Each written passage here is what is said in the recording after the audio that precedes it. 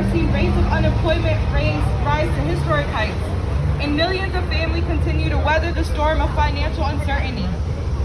Missed mortgage payments, unpaid rents, unpaid utility payments piling up. This country, the richest country in the world, is looking at $50 billion in renters' debt from this crisis. All displaced onto the people. Rhode Island is no exception.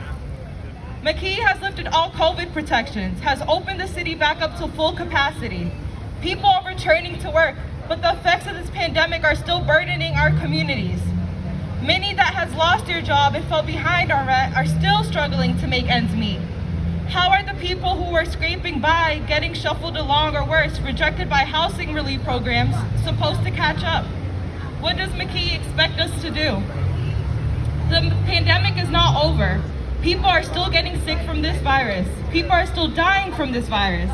The Delta variants are on the rise. What would happen if hundreds or even thousands more people, more families, were pushed into the streets and shelters?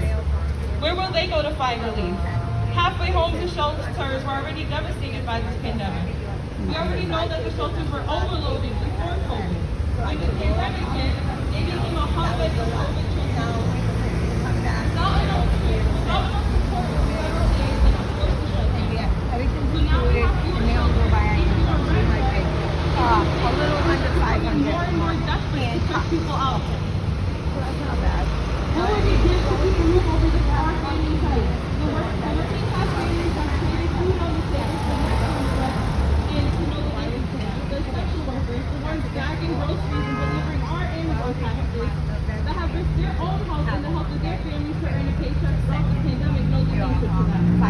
The minimum wage workers just skipping utility payments so they don't fall too far behind on rent know the answer to that. All the food service workers that can't or won't go to the doctor because that's a rent check know the answer to that. What wouldn't we trade to keep a roof over Everybody our got in the families' house, heads? and so many kids, so many adults. We're at the end of the So I road stayed now, in the but house. now, And then I where can we go? Supposedly billions of dollars have been allocated to family, but they renters. would never do it for me. But only a But mere I'm different. percentage God knows I'm mere good. percentage So has been God will distributed. help me. Has anyone here I'm going to give it to you. They're doing it in one side. Yeah, that's what I never We seen need nothing relief. like this. The Democrats let eviction the moratorium expire, and that doesn't magically disappear all this rent debt. We say cancel the rent and cancel the mortgages. Erase the rent debt. Forgive missing mortgages payments for small homeowners. The people need relief. Bail out the people, not the banks and corporations. They are doing that in California, so we can do it right here in Rhode Island. We and many others have been out in the streets month after month in cities across the country calling for these demands. We have cried out to our politicians, cancel the rents. We need relief to go through this pandemic and this economic crisis. And what have they given us? Not a damn thing. Providence is hurting. Central Falls is hurting. Pawtucket is hurting. We're all hurting, and these politicians couldn't give a damn. It's always us who have struggled with rent payments and evictions, who face the worst of every economic crisis, whose streets don't get clean, whose schools are underfunded, whose wages are lowest, but yet to keep the city functioning. Enough is enough. When our right to housing is under attack, what do? Stand up, fight back. We fight together because it's only when we stand together do we have the power to protect the most vulnerable. There are already too many children without homes. There are already too many single mothers working too many jobs. There are already too many unhoused people weathering actual storms with nothing but clothes on and their bare skin for protection. We have lost too many lives to this health crisis. We have lost too many families to this economic crisis. We don't need any more folks sleeping on the streets. Bail out the city. Keep people in their homes, cancel the rents and their mortgages.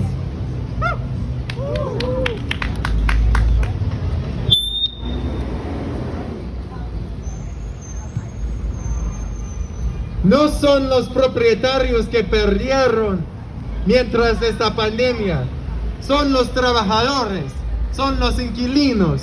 Nosotros perdimos y las monedas, el dinero que ya dieron para que nosotros no tengan que pagar renta que no tenemos, no distribuyeron. ¿Por qué? Pedimos por qué. When tenants' rights are under attack, what do we do? When tenants' rights are under attack, what do we do? We'll now be hearing from Kodi, who is a worker in many low-income and public housing areas, speaking about his experience. Please welcome Kodi to the mic. And we need to join together and call on them to do so. Thank you. Cancel the rents! Cancel the rents! Cancel the rents! Cancel the rents! Cancel the rents! Cancel the rents! Cancel the rents! We're here as part of a national day, a national weekend of action in more than 50 cities across the country, calling on Congress to stop evictions, cancel rent and mortgage debt. People deserve housing, not debt that they're going to drown in. Next, we're going to be hearing from Jordan, who is an organizer with the Behind the Walls Committee. Please welcome Jordan to the mic.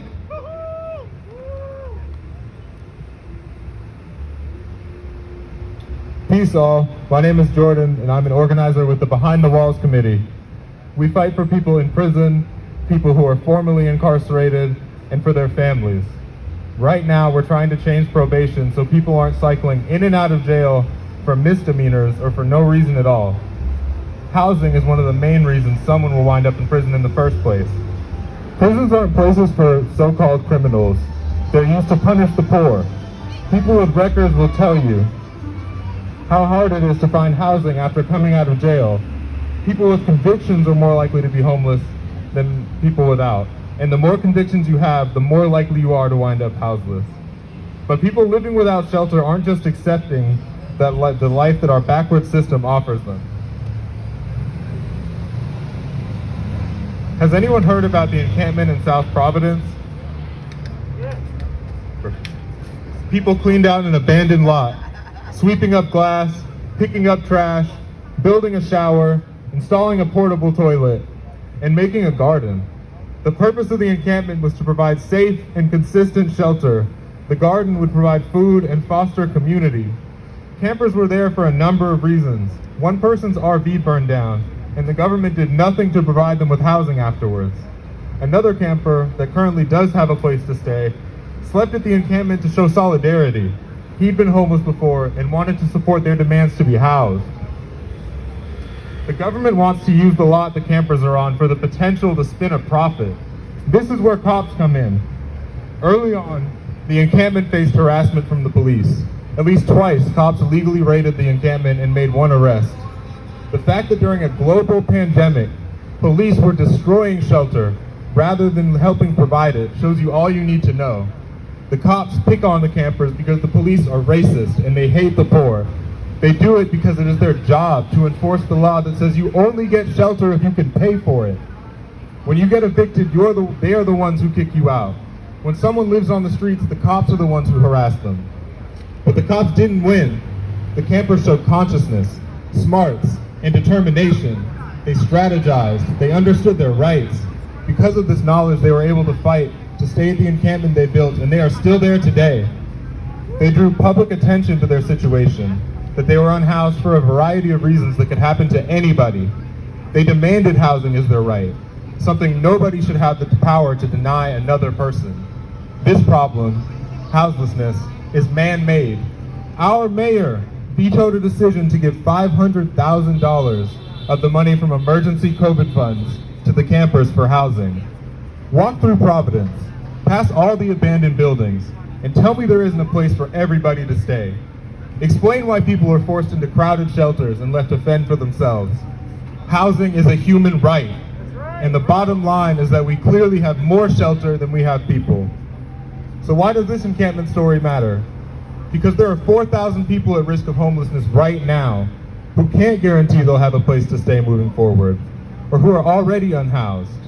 There are lessons in everything, and the lesson here is clear, that to have any of our basic needs met, or for any of our true rights to be protected, we have to be the ones to fight for them. We have to organize.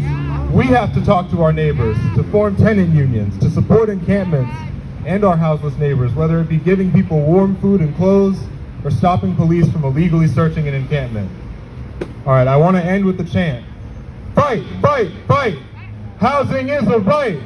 Fight, fight, fight. Housing is a right. Fight, fight, fight.